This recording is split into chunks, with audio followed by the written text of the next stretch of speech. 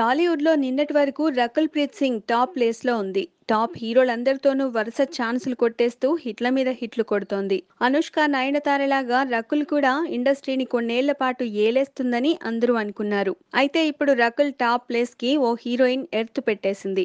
ఈ విషయం ఇప్పుడు టాలీవుడ్‌లో పెద్ద హాట్ టాపిక్‌గా మారింది. 'డీజే' సినిమాతో ఓవర్ నైట్‌లో లైమ్ లైట్‌లోకి వచ్చేసింది పూజా హెగ్డే.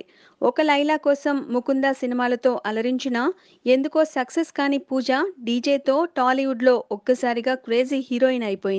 'డీజే' సినిమాలో ఆమె అందాలతో పాటు బికినీ విందుకు కుర్రకారు ఫిదా అయిపోయారు. నిన్నటి వరకు రకుల్ చుట్టూ ప్రదక్షిణలు చేసిన నిర్మాతలు, హీరోలకు ఇప్పుడు పూజ మంచి ఆప్షన్గా కనబడుతోంది. దీంతో వారంతా రకుల్ చుట్టూ తిరగడం మానేసి పూజ వెంట పడుతున్నారట. 'డీజే' లాంటి మరో సినిమాలో పూజ మెరిస్తే ఇంకా ఆమె దూకుడు ఎవరూ ఆపలేరు. అవసరమైతే కథా దర్శకుడు డిమాండ్ చేస్తే బికినీ వేసేందుకైనా తాను వెనుకాడనని పూజ చెబుతోంది.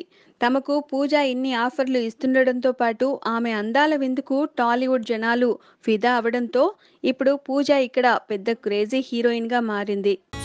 Please subscribe. Hi, it's me Purna. Please subscribe.